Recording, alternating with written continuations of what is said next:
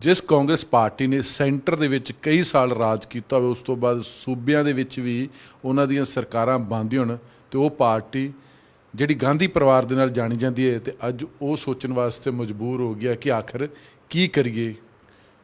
ਕਾਰਨ ਸਾਫ਼ ਹੀ ਆ ਕਿ ਉਹਨਾਂ ਨੂੰ ਲੱਗਦਾ ਕਿ ਭਾਰਤੀ ਜਨਤਾ ਪਾਰਟੀ ਲਗਾਤਾਰ ਬਹੁਤ ਜ਼ਿਆਦਾ ਸਟਰੋਂਗ ਹੁੰਦੀ ਜਾ ਰਹੀ ਹੈ, ਮਜ਼ਬੂਤ ਹੁੰਦੀ ਜਾ ਰਹੀ ਹੈ ਉਹਨਾਂ ਸਾਹਮਣੇ।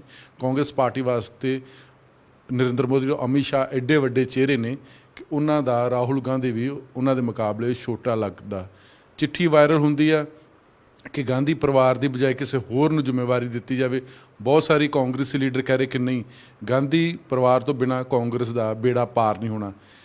ਇਸ ਕ੍ਰਾਈਸਿਸ 'ਤੇ ਹੀ ਗੱਲਬਾਤ ਕਰਾਂਗੇ। ਸਾਡੇ ਨਾਲ ਬਹੁਤ ਹੀ ਸੀਨੀਅਰ ਪੱਤਰਕਾਰ ਸੀ ਸ਼ਮਸ਼ੇਰ ਆ, ਉਹਨਾਂ ਦੇ ਨਾਲ ਗੱਲਬਾਤ ਕਰਾਂਗੇ। ਸ਼ਮਸ਼ੇਰ ਸਾਹਿਬ, ਤੁਹਾਨੂੰ ਲੱਗਦਾ ਕਿ ਜਿਸ ਪਾਰਟੀ ਨੇ ਇੰਨਾ ਰਾਜ ਕੀਤਾ ਹੋਵੇ ਤੇ ਅੱਜ ਪਾਰਟੀ ਇਹ ਸੋਚਣ ਵਾਸਤੇ ਮਜਬੂਰ ਹੋ ਰਹੀ ਕਿ ਹੁਣ ਪਾਰਟੀ ਦਾ ਬੇੜਾ ਕੌਣ ਪਾਰ कराऊगा? मैं आई टॉक इन हिंदी। देखो, ये सारा शुरू हुआ था 1969 से, जब इंदिरा गांधी ने से मोरारजी देसाई अलग हुए थे और ये सारी चीज़ें हुई थी। दैट वॉज द टाइम जब वो डिकेस शुरू हो गया था कांग्रेस का। उस समय कांग्रेस को समझ नहीं आया कि ये डिके की तरफ जा रही, कि दो भाग हो रहे हैं, दो फाड़ हो रहे हैं कांग्रेस के। आस्ते आस्ते वो होता गया और यहाँ तक बात पहुँच गई है। और इसका प्राइम रीज़न, गांधी परिवार ने अगर कांग्रेस को कभी संभाला था, अब ये जो डिके का कारण है ये भी it is only the Congress parties the first family, the Gandhi family. उसका अब इस वक्त कांग्रेस को संभलना है तो one thing is very clear कि जो मैंडेट आया 2019 का, उसमें साफ तौर पर ये mandate is against Rahul Gandhi. ये भी बोल सकते हैं लोग कि it may not be against Rahul Gandhi कि Modi is a very tall leader, ये लॉजिक भी है। मगर जिस तरह का मैंडेट आया कि 53 सीटें आई हैं, 52-53 सीटें आई हैं, उससे पहले 44 आई थी, तो ये कोई बहुत बड़ी बढ़ोतरी नहीं। It's not a good graduation in politics कि 5 साल के बाद एंटी इनकम्बेंसी के बाद आप 10 सीटें ज़्यादा लाए हैं। तो प्रॉब्लम ये है कि मान लीजिए हम फ़र्ज़ कीजिए कि 5 साल बाद क्या होगा। अगर इसी स्पीड से इम्प्रूवमेंट हुई तो 63 आ जाएंगी, और इस तरह से इम्प्रूवमेंट होती रही तो कभी भी कहीं हम पहुंच नहीं पाएंगे। In fact a generation of us will never be able to see Congress back into power. उसका प्रॉब्लम हमारे को ज़ाती ज़िंदगी में कोई नहीं है, मगर सियासत का हर आदमी से लेना देना होता है, तो हर आदमी से ये बात जुड़ी है। इसका मतलब ये है कि ऑपोजिशन नहीं होगी तो फिर सिंगल पार्टी रूल होगा, जैसे कांग्रेस का कभी था कि कांग्रेस के अलावा किसी भी पार्टी का कुछ मतलब सेंटर में कुछ भी नहीं था। जो हाईएस्ट जो ऑपोजिशन पार्टी थी, एक बारी कम्युनिस्ट पार्टी थी, उसकी मेरे ख्याल से 52 सीटें थी 545 के हाउस में। और एक बारी तेलुगु देशम ऑपोजिशन पार्टी थी जब आफ्टर इंदिरा गांधी असैसिनेशन। तो इस वक्त कांग्रेस पार्टी को अगर कुछ करना है तो they will have to get rid of the Gandhi family. They will have to make a choice, a strong choice of a leader. जैसे after Rajiv Gandhi is death, Narasimha Rao came forward and he became the prime minister. और वो उस समय ज़रूर ये कहा होगा लोगों ने कि यार करप्शन हो रही है, वो हुई भी। मगर if you look in the hindsight, that was a good period. Financial crisis से हम बाहर आए, और जो भी इस वक्त हम देख रहे हैं जो कंट्री का shape, economically how the country is progress, वो इसी वजह से हुआ है क्योंकि वो 5 साल उन्हें अच्छे गुजारे। तो इफ़ अगर नरसिम्हा राव उस टाइम थे कांग्रेस में, तो अभी भी ऐसे लीडर्स होंगे कांग्रेस में जो कि कांग्रेस को मैनेज कर सकते हैं, who can bring Congress together. ਅੱਜ ਵੀ ਬਹੁਤ ਸਾਰੇ ਕਾਂਗਰਸ ਪਾਰਟੀ ਦੇ ਜਿਹੜੇ ਲੋਕ ਨੇ, ਜਿਨ੍ਹਾਂ ਲੋਕੀ ਕਹਿੰਦੇ ਕਿ ਗਾਂਧੀ ਪਰਿਵਾਰ ਦੇ ਚਮਚੇ ਨੇ, ਉਸ ਸਿਵਾਏ ਗਾਂਧੀ ਪਰਿਵਾਰ ਤੋਂ ਇਲਾਵਾ ਉਹਨਾਂ ਨੂੰ ਕੁਝ ਹੋਰ ਦਿਸਦਾ ਨਹੀਂ ਹੈਗਾ। ਨਹੀਂ ਤਾਂ ਜਿਸ ਤੱਕ ਕਿਉਂਕਿ ਨਰਸਿਮਹਾ ਰਾਓ ਇੱਕ ਫੇਸ ਆ ਗਿਆ ਸੀ, ਤਾਂ ਲੱਗਦਾ ਕਿ ਹੁਣ ਜਿਹੜਾ ਫੇਸ ਆ ਉਹ ਕਾਂਗਰਸ ਪਾਰਟੀ, ਪਹਿਲੀ ਗੱਲ ਉਹਨਾਂ ਨੇ ਆਪਣੀ ਕੋਈ ਬੀ ਟੀਮ ਨਹੀਂ ਤਿਆਰ ਕੀਤੀ ਹੈਗੀ। ਉਹੀ ਜਿਹੜੇ ਵੈਟਰਨ ਜਿਹੜੇ ਇਸ ਟਾਈਮ ਉਹਨਾਂ ਦੇ ਆਲੇ ਦੁਆਲੇ ਘੁੰਮਦੇ ਰਹੇ, ਉਹ ਜਿਹੜੇ ਵੈਟਰਨ ਨੇ ਉਹ ਗਾਂधी ਪਰਿਵਾਰ ਦੇ ਆਲੇ ਦੁਆਲੇ घूमते रह गए।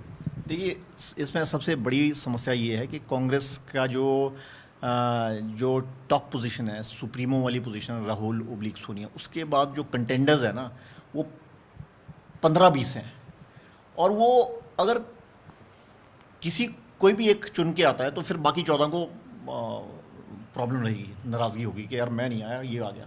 मान लीजिए दिग्विजय को ले लो, अगर वो आप चुन लेते हैं, मैं फ़र्ज़ कर रहा हूँ दिग्विजय क्या कोई है, तो चिदम्बरम जी बोलेंगे मेरा क्या, एंथनी, ये क्या एंथनी, गुलाम नबी आज़ाद, ऐसे ऐसे 15 लीडर्स हैं।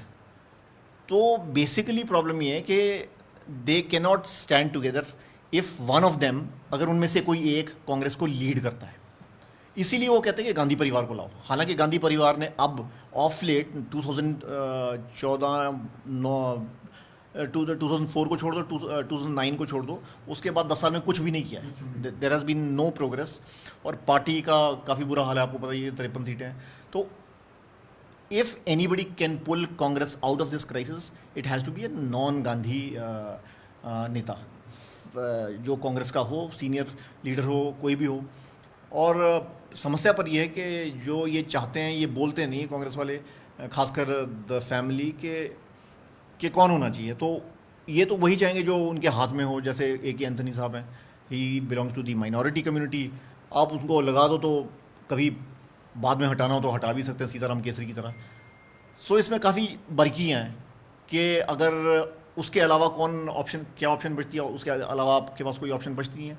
अगर किसी ऐसे स्ट्रॉन्ग आदमी को आप कांग्रेस प्रेसिडेंट सुप्रीमो बना दें जो बाद में आपको पूछे भी ना, वो एक प्रॉब्लम रहती है। क्योंकि मिसेस गांधी एक्चुअली, जो सोनिया गांधी है, she actually looks at Rahul Gandhi as a future, if not the prime minister, कि कभी कांग्रेस को लीड करे, जीत जाए तो उसके बाद प्राइम मिनिस्टर, ये तो दूर की बात है। बट उनकी जो कैलिब्रेटेड ग्रेजुएशन है कांग्रेस में, वो की गई है। 2004 से 2017 में उनको प्रेसिडेंट बना दिया। तो उससे पुराने तो नेता बड़े हैं, राहुल गांधी से पुराने। आपने उनको क्यों नहीं बनाया? एकदम से 13 साल में आपने ये भी बता दिया लोगों को कि यार ये तो नीचे से उठ के आया है। मगर 13 साल से मतलब कोई 20-25 साल से काफ़ी लोग उठ के आए हैं, वो तो वहाँ तक पहुँच नहीं पाए। तो राहुल गांधी कैसे पहुँचे? Because you thought of it कि 2004 में शुरू करेंगे हम, तो 2017-18 तक हम इनको इस पोजीशन पे ले आएंगे। और ਜਿਹੜੀ ਪਰਿਵਾਰਵਾਦ ਉਹ ਅੱਜ ਕਾਂਗਰਸ ਪਾਰਟੀ ਵਾਸਤੇ ਸਭ ਤੋਂ ਵੱਡੀ ਕਮਜ਼ੋਰੀ, ਸਿਰਦਰਦੀ ਬਣ ਗਈ ਹੈ ਕਿ ਫਿਊਚਰ ਖਤਮ ਹੋ ਗਿਆ, ਸ਼ਿੰਕਿੰਗ ਜਿਹੜਾ ਜਹਾਜ਼ ਡੁੱਬ ਗਿਆ। ਬੀਜੇਪੀ ਇੱਕ ਵੱਡੀ ਸਿੰਗਲ ਪਾਰਟੀ 2 ਸੀਟਾਂ ਤੋਂ ਲੜਦੀ ਉਹ 303 ਤੇ ਪਹੁੰਚ ਗਿਆ। ਅੱਗੇ ਪਰਿਵਾਰ 'ਚੋਂ ਜੇ ਪਾਰਟੀ ਇਹ ਤਾਂ ਉਹਨਾਂ ਕਿ ਪਰਿਵਾਰ ਦੇ ਨਾਲ ਹੀ ਪਾਰਟੀ ਚੱਲੂਗੀ। ਬੀਜੇਪੀ ਨੇ ਕਰਕੇ ਦਿਖਾਇਆ ਕਿ ਸਾਡੇ 'ਚ ਪਰਿਵਾਰਵਾਦ ਨਹੀਂ ਸੀ, ਅਸੀਂ ਅੱਜ ਦੇਖੋ ਕਿੱਥੇ ਪਹੁੰਚ ਗਏ। ये बहुत ही गंभीर सी समस्या है कांग्रेस की। परिवार हो तो भी प्रॉब्लम है, अगर ना हो तो भी प्रॉब्लम है। इससे ये कांग्रेस को ही मंथन करना पड़ेगा, इससे बाहर कैसे हैं। मगर without the family Congress should actually, Congress को ये एटलीस्ट एक्सपेरिमेंट तो करना चाहिए, चाहे साल भर के लिए करें, कि कैसे चलेगा। क्योंकि अगर ऐसे चलेंगे ये परिवार के साथ, या तो उनका भी कोई बड़ा प्रैक्टिकल सा एक्सपीरियंस नहीं है पॉलिटिक्स का, पब्लिक लाइफ में रहने का एक्सपीरियंस कोई एक्सपीरियंस नहीं मानता है कि आप फीता काटते हैं, कहीं रिबन काटते हैं, भाषण देते हैं, ये कोई एक्सपीरियंस नहीं होता है। आपका वर्चुअली लोगों के साथ क्या एक्सपीरियंस है? इन लोगों का एक्सपीरियंस जो है, जो गांधी फैमिली का, वो ये लीडरों के साथ एक्सपीरियंस है, जो इनके पार्टी के लीडर्स, उनके थ्रू इनको इन्फॉर्मेशन पहुँचती है। ग्राउंड लेवल पे इनका एक्सपीरियंस वैसा नहीं जैसे नरेंद्र मोदी प्राइम मिनिस्टर का है, या बाकी जो लीडर्स हैं बीजेपी में। काफ़ी लोग हैं जो पन्ना प्रमुख के पद से आए हैं, नीचे से ऊपर को आए हैं। अब ये लोग ऊपर ही ऊपर रहे हैं, तो इनको धरातल का ज़्यादा पता नहीं है। तो इसलिए an experiment will have to be made. इनको कुछ ऐसा करना पड़ेगा कि कोई नॉन गांधी फैमिली के बाहर से कोई लीडर को लाएं, और उसको at least on the basis of experiment उसको ट्राई तो करें। अगर if they are genuinely interested, अगर ये चाहते हैं कि पार्टी का भला हो, अदरवाइज तो कुछ नहीं हो सकता। अदरवाइज जिस तरह अभी कांग्रेस और बीजेपी है, मैं आपको एग्जांपल देता हूँ, ये तकरीबन इस तरह का जैसे बांग्लादेश और ब्राज़ील में फुटबॉल का मैच करवा दो तो क्या होगा, आपको पता है रिजल्ट। तो अभी यही है। ਅੱਛਾ, ਇੱਕ ਹੋਰ, ਕਿਉਂਕਿ ਕਹ ਰਹੇ ਕਾਂਗਰਸ ਵੀ 3 ਹਿੱਸਿਆਂ 'ਚ, ਅੱਧੀ ਕਾਂਗਰਸ ਕਹਿ ਰਹੀ ਕਿ ਨਹੀਂ ਸੋਨੀਆ ਗਾਂਧੀ, ਅੱਧੀ ਕਾਂਗਰਸ ਕਹਿ ਰਹੀ ਹੈ ਰਾਹੁਲ ਗਾਂਧੀ। ਕੁਝ ਇੱਦਾਂ ਦੇ ਕਾਂਗਰਸੀ ਲੀਡਰਸ਼ਿਪ ਕਹਿ ਰਹੇ ਨਹੀਂ, ਇੱਕ ਵਾਰ ਪ੍ਰਿੰਕਾ ਨੂੰ ਲੈ ਕੇ ਆਓ, ਐਜ ਏ ਪ੍ਰੈਜ਼ੀਡੈਂਟ ਲੈ ਕੇ ਆਓ। ਤੁਹਾਨੂੰ ਲੱਗਦਾ ਕਿ ਜਿੰਨੇ ਵੀ ਕਾਂਗਰਸੀ ਲੀਡਰ ਨੇ ਉਹ ਸਾਰੇ ਗਾਂਧੀ ਪਰਿਵਾਰ 'ਚੋਂ ਨਿਕਲ ਨਹੀਂ ਚਾਹੁੰਦੇ, ਜੇ ਸੋਨੀਆ ਨਹੀਂ ਤੇ ਰਾਹੁਲ नहीं तो प्रियंका। एक इसमें और बड़ी थोड़ी सी बेवकूफ़ी सी है कि किसी की शक्ल किसी से दादी से मिल जाए तो उससे ये नहीं क्या उसकी सारी क्वालिटीज़ आ जाती हैं।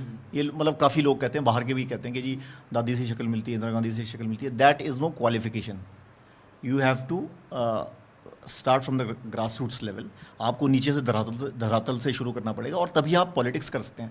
इस बात में कोई लॉजिक ही नहीं है कि सोनिया नहीं तो राहुल गांधी का, राहुल नहीं तो प्रियंका गांधी के जी वो कर लेंगी, कुछ कर लेंगी। देखो प्रियंका गांधी के आप भाषण सुन लो, जो पहले के भाषण थे वो या तो रटे रटाए भाषण थे, और या फिर उसमें कोई ऐसा एक्स फैक्टर नहीं था जिससे वो लोगों को टच कर पाए। तो जब तक आपके पास ऐसे लीडर्स नहीं हैं तो ये चलता नहीं है। और ये जनरेशन बड़ी डिफरेंट है। ये वो जनरेशन है कि जिसने जो 2002 के बाद, अब 18 साल के बच्चे काफ़ी हैं जिनको ऐसी चीज़ों से कोई लेना देना ही नहीं है, जैसे बाबरी मस्जिद राम जन्मभूमि का जो डिस्प्यूट था, या सिख राइट्स से, या उन्होंने हिस्ट्री में पढ़ा, जैसे हमने इमरजेंसी के बारे में हिस्ट्री में पढ़ा था। तो वो आजकल के दृश्य को देखकर वोट देते हैं। तो इस बात में कोई सेंस नहीं है कि भाई आप किसी फैमिली का ला दो। In fact this generation hates family, not family but any family, anybody who belongs to a particular, मान लीजिए कोई बिजनेस घराना है, उसमें बाप के बाद बेटा, उसके बाद बेटा, और वही पॉलिटिक्स में। ये जनरेशन वैसी नहीं है और ये उसको रिजेक्ट करती है। तो इनको ये समझना पड़ेगा। एक ਹੋਰ ਸਭ ਤੋਂ ਵੱਡੀ ਗੱਲ ਹੈ ਕਿ ਲੈਟਰ ਇੱਕ ਹੁੰਦਾ ਜਿਹੜੇ ਕਹਿ ਰਹੇ ਕਿ ਨਹੀਂ ਚੇਂਜ ਦੀ ਜ਼ਰੂਰਤ ਹੈ, ਫਿਰ ਉਹਨਾਂ 'ਤੇ ਇੱਕ ਕਮੈਂਟ ਆਉਂਦਾ ਕਿ ਇਹ ਉਹ ਲੋਕ ਨੇ ਜਿਹੜੇ ਬੀਜੇਪੀ ਦੇ ਨਾਲ ਮਿਲੀ ਭੁਗਤ ਇਹਨਾਂ ਦੀ ਹੈ, ਗਾਂਢ ਸਾਂਠ ਆ। ਤੁਹਾਨੂੰ ਲੱਗਦਾ ਕਿ ਉਹ ਰਾਹੁਲ ਗਾਂਧੀ ਵੱਲੋਂ ਟਵੀਟ ਕਰਨਾ ਉਹ ਵੀ ਇੱਕ ਫਰਸਟ੍ਰੇਸ਼ਨ ਦਾ, ਇੱਕ ਤੁਹਾਨੂੰ ਲੱਗਦਾ ਕਿ ਹਾਂ ਉਹ ਫਰਸਟਰਡ ਹੈ, ਹੋ ਚੁੱਕਾ ਕਿ ਜਿਹੜਾ ਕਹਿ ਰਿਹਾ ਕਿ ਜੇ ਕੋਈ ਦੂਜਾ ਬੰਦਾ ਆਉਂਦਾ ਤਾਂ ਸਾਨੂੰ ਕੋਈ ਆਬਜੈਕਸ਼ਨ नहीं है? नहीं, राहुल गांधी ने जो लेटेस्ट मैंने सुना है वो तो उन्होंने कहा कि ये ऐसा मैंने ट्वीट नहीं किया है। और फिर कपिल सिब्बल ने ट्वीट किया था या कुछ बोला था, तो हाँ, कि उन्होंने भी फिर कहा कि अगर ये राहुल गांधी नहीं कहा है तो then I also take my words back. मगर कपिल सिब्बल ने कुछ इस तरह का कहा था कि अगर हम मणिपुर वाला केस लड़ सकते हैं, एंड राजस्थान वाला लड़ सकते हैं, और ये सारी केसेस लड़ सकते हैं, और कांग्रेस के लिए लड़ सकते हैं, तो हमारे बारे में ये जो कहना ये गलत है। तो उन्होंने ये कहा था मेरे ख्याल से। मगर अब थोड़ा सा जो सिचुएशन है थोड़ी सी रिजॉल्व दिखती नज़र आ रही है फ़िलहाल। मगर इसका मतलब ये नहीं कि कांग्रेस खतरे से बाहर है। कांग्रेस तो खतरे में कॉन्टीन्यूसली है पिछले पाँच आठ सालों से। जब 44 सीटें आई थी तब से लेकर अब तक खतरे में है, और ये ऐसी ही रहेगी भी। नहीं, वो इसीलिए कह रहे हैं कि बीजेपी 'ਚ ਇੰਨੇ ਸਟਰੋਂਗ ਚਿਹਰੇ ਹੈਗੇ ਨੇ, ਉਹ ਕਹਿ ਰਹੇ ਕਿ 24 'ਚ ਨਹੀਂ 34 तक भी कांग्रेस पार्टी सुपना ना लवे। जिस तरह की अभी पॉलिटिक्स है, Congress is in A disarray. Top पे राहुल गांधी ओब्लिक सोनिया गांधी है, उसके नीचे बहुत सारे चेहरे हैं। मतलब जिसको बोलते हैं ना, जब बहुत सारे नंबर 2 होते हैं आपके पास, तो आपको चॉइस करनी बड़ी मुश्किल हो जाती है, चूज़ करना बड़ा मुश्किल हो जाता है कि नंबर 2 असल में कौन है। गुलाम नबी आज़ाद है, या अहमद पटेल है, या कपिल सिब्बल है, या A.K. एंथनी है, कैप्टन अमरिंदर सिंह है, क्योंकि he is the CM of a state. He is the only, I think, उन्हीं की स्टेट से मेरे ख्याल से maximum seat, second maximum seats आई थी कांग्रेस को। ਬੰਬੇ ਤੋਂ ਲੈ ਕੇ महाराष्ट्र ਤੋਂ ਲੈ ਕੇ ਫਿਰ ਪੰਜਾਬ 'ਚ ਇੱਕ ਸੀਟ ਮਿਲਦੀ। सेकंड लेवल पे इनके बहुत सारे चेहरे हैं। दिग्विजय सिंह है, ज्योतिरादित्य सिंह नहीं है, सिंधिया नहीं है, सचिन पायलट अभी जो भी उनका हुआ। मतलब लेवल 2 पे उनके इतने सारे लीडर्स हैं कि ये सबसे बड़ा खतरा यही है कि उनको रैंक नहीं कर पा रहे हैं, उनको बता नहीं पा रहे हैं कि दिस इज़ योर प्लेस। ये इनको बताना पड़ेगा। और वो वहाँ भी डर है कि अगर किसी को बताना शुरू कर दिया तो देन देल बी ओपन रिवोल्ट कि ये मेरे से आगे कैसे। तो उसको क्लियर आउट करना पड़ेगा, उसको आइन आउट करना पड़ेगा कांग्रेस को या गांधी फैमिली को, कि यार ये प्रेसिडेंट है, ये वाइस प्रेसिडेंट है, इसकी महत्वता ज़्यादा है, इसकी इंपॉर्टेंस कम है। ये बताना, ये अभी इनको बड़ा ऑब्सक्योर सा रख रहे हैं। ਜਿਸ ਤਰ੍ਹਾਂ ਕਹਿ ਰਹੇ ਕਿ ਕਾਂਗਰਸ ਪਾਰਟੀ ਗਾਂਧੀ ਗਲਿਆਰਿਆਂ ਦੇ ਵਿੱਚ ਉਹ ਲੋਕ ਨੇ 15-20 ਲੋਕ ਜਿਨ੍ਹਾਂ ਨੇ ਕਦੀ ਇਲੈਕਸ਼ਨ ਲੜੀ ਨਹੀਂ ਹੈਗੀ, ਨਾ ਲੋਕ ਸਭਾ ਲੜੀ, ਸਿੱਧਾ ਕਿਸੇ ਉਸ ਸਟੇਟ ਤੋਂ ਰਾਜ ਸਭਾ ਬਣ ਗਏ ਹੈ ਨਾ। ਬਹੁਤ ਸਾਰੇ ਐਗਜ਼ਾਮਪਲ ਹੈ ਪੰਜਾਬ ਦੇ ਵਿੱਚੋਂ, ਹਿਮਾਚਲ ਦੇ ਵਿੱਚੋਂ ਇੱਦਾਂ ਦੇ ਚਿਹਰੇ ਨੇ, ਦਿੱਲੀ ਚਿਹਰੇ ਇੱਦਾਂ ਨੇ ਜਿਨ੍ਹਾਂ ਕਦੀ ਇਲੈਕਸ਼ਨ ਨਹੀਂ ਲੜੀ, ਲੇਕਿਨ ਉਹ ਪਿਛਲੇ 40-45 ਸਾਲ ਤੋਂ ਰਾਜ ਸਭਾ 'ਚ ਬੈਠੇ ਹੋਏ ਨੇ। ਬੀਜੇਪੀ ਨੇ, ਮੋਦੀ ਔਰ ਅਮਿਤ ਸ਼ਾਹ ਨੇ ਕੀਤਾ, ਜਿਹੜੇ ਪੁਰਾਣੇ ਵੈਟਰਨ ਹੈਗੇ ਸਾਰਾ ਉਹਨਾਂ ਨੂੰ ਇੱਕ ਮਾਰਗਦਰਸ਼ਨ ਦੇ ਤੌਰ 'ਤੇ ਬਣਾ ਕੇ, ਮੋਹਰ ਲਗਾ ਕੇ ਇੱਕ ਨਵੇਂ ਚਿਹਰੇ ਲੈ ਕੇ ਆਏ। ਉਹਨਾਂ ਕੋਲ महाराष्ट्र का CM आ गया सी, यूपी का CM आ गया सी, हिमाचल का CM आ गया, हरियाणे का CM आ गया। कांग्रेस वही मोड़ घोड़ के, कि कांग्रेस ने जी मतलब सचिन पायलट ने मेहनत की, उत्थे पंगा पै गया, सिंधिया ने मेहनत की, उत्थे पंगा पाता। कांग्रेस अज भी जोड़े पुराने लोग ने उन्होंने ज़्यादा तजर्बा करती, जोड़े नवे घोड़े है उन्होंने घट दा खेड़ती हैगी। मेरे को आप ही की बात से याद आई, वैसे ये बहुत ही अच्छा आइडिया कि इनको भी मार्गदर्शक बनाना चाहिए कांग्रेस को, ताकि ये जो जो पुरानी लीडरशिप है अलॉन्ग विद दी जो Gandhi family, so that they also are put to one side, और जो नई लीडरशिप है उसको वाकई वो प्रमोट करे, इनकरेज करे, और मे बी उसमें से अच्छे चेहरे निकले। But still it is going to be a long haul for the Congress. Congress के लिए फिर भी बहुत लंबी लड़ाई होगी अब चाहे जो मर्जी कर ले, क्योंकि अब आप ऐसे जगह पे आके बैठ गए हैं कि 50 सीटें ऑपोजिशन पार्टी की, ये कब 1984 में मैंने आपको बताया तेलुगु देशम की 29 सीट्स थी, और एक बारी कम्युनिस्ट पार्टी की 52 में या पता नहीं 57 में 50-52 सीटें थी। तो उसके बाद अब ये सिनेरियो आया कि कांग्रेस की भी 53-54 सीटें हैं, तो यहाँ से उठना बहुत मुश्किल है। अगर आपके पास 150 सीटें हों और आप अपोजिशन में, तो फिर भी आप कंफर्टेबल हैं, आप बोल सकते हैं कि यार अगली बारी मेहनत करेंगे, 250 पे पहुँच जाएंगे। आपकी 200 सीटें तो आप बोलेंगे कि नहीं, वील रीच 300 एनी विच पे हम मेहनत करेंगे। पर जब आपके पास 50 सीटें हों तो ये बोलना बड़ा डेंजरस है कि हम 300 ले जाएंगे अगली बार। ਨਹੀਂ 50 ਤੋਂ ਸੈਂਚਰੀ ਮਾਰਨੀ ਵੀ ਔਖੀ ਹੋ ਜਾਂਦੀ ਨਾ, ਤੁਸੀਂ ਅਗਰ 80 ਪਲੱਸ ਹੁੰਦੇ ਫਿਰ सेंचुरी के चांस आ। इसमें प्रॉब्लम ये है कि आप 50 से क्या एक्सपेक्ट कर रहे हैं कि कहाँ पहुँचेंगे। उसके लिए they have to be very fortunate, इनको बहुत ही इनकी अच्छी किस्मत होनी चाहिए। उसमें जैसे ये कि कांग्रेस एकदम से रिवाइटलाइज हो जाए और लीडरशिप तैयार हो जाए, और दूसरा बीजेपी इतनी भयंकर गलतियाँ करें एक के बाद एक, जो कि अभी लग नहीं रहा है कि एकदम से बीजेपी नीचे 150 पे आ जाए, फिर जाके कांग्रेस का। पर वो अभी लाइकलीहुड ऐसा है नहीं है, क्योंकि कांग्रेस अभी चारों तरफ फैली हुई है। It is a scattered party, कोई कुछ बोल रहा है, कोई कुछ बोल रहा है, so there is a problem. एक जमाना से जो कह रहे कि India is Indira, Indira is India, हुण कह रहे कि मोदी है तो मुमकिन है। तो लगता कि ये भी ਜਿਹੜਾ ਪਰਸਨੈਲਿਟੀ ਬੇਸ ਹੋਇਆ ਸੈਟਅਪ ਪੂਰਾ ਇੰਡੀਆ ਦੇ ਸਾਹਮਣੇ, ਉਹ ਵੀ ਡੈਮੋਕ੍ਰੇਸੀ ਵਾਸਤੇ ਨਹੀਂ ਚੰਗਾ ਹੈ ਕਿ ਇੱਕ ਪਾਰਟੀ ਇੰਨੀ ਜ਼ਿਆਦਾ ਸਟਰੋਂਗ ਹੈ ਤੇ ਓਪੋਜੀਸ਼ਨ ਖਤਮ ਹੋ ਜਾਏ। ਜਿਸ ਤਰ੍ਹਾਂ ਪਹਿਲਾਂ ਕਾਂਗਰਸ ਇੰਦਰਾ ਗਾਂਧੀ ਟਾਈਮ ਬਹੁਤ ਮਜ਼ਬੂਤ ਸੀ, ਰਾਜੀਵ ਗਾਂਧੀ ਟਾਈਮ ਬਹੁਤ ਮਜ਼ਬੂਤ ਸੀ, ਫਿਰ ਉਸ ਤੋਂ ਬਾਅਦ ਕੋਲੀਸ਼ਨਸ ਪਾਰਟੀਆਂ 43 ਪਾਰਟੀਆਂ ਦੀ ਸਰਕਾਰ ਚੱਲਦੀ ਰਹੀ। ਉਹੀ ਜਿਹੜੀ ਸਿਚੁਏਸ਼ਨ ਹੋਣਾ ਕਿ ਬੀਜੇਪੀ ਇੰਨਾ ਸਟਰੋਂਗ ਆ, ਓਪੋਜੀਸ਼ਨ ਖਤਮ, ਉਹ ਕੰਟਰੀ ਵਾਸਤੇ ਸਹੀ ਰਹਿੰਦਾ ਹੈ ਕਿ ਮਾੜਾ ਰਹਿੰਦਾ ਹੈ? देखो, अगर तो लीडर सही रहे तो सही रहता है, और अगर पार्टी सही है। पर हमारे जो देश में सबसे बड़ी जो समस्या है वो स्ट्रक्चरल इश्यूज़, जो स्ट्रक्चरली जो हमारी फंक्शनिंग है वो ख़राब है। तो जैसे India is Indira is India, मेरे ख्याल से ये सत्य वो बंगाल के, जो पंजाब के भी पंजाब के गवर्नर भी थे, हाँ, रे साहब मेरे ख्याल से उन्होंने शायद कहा था।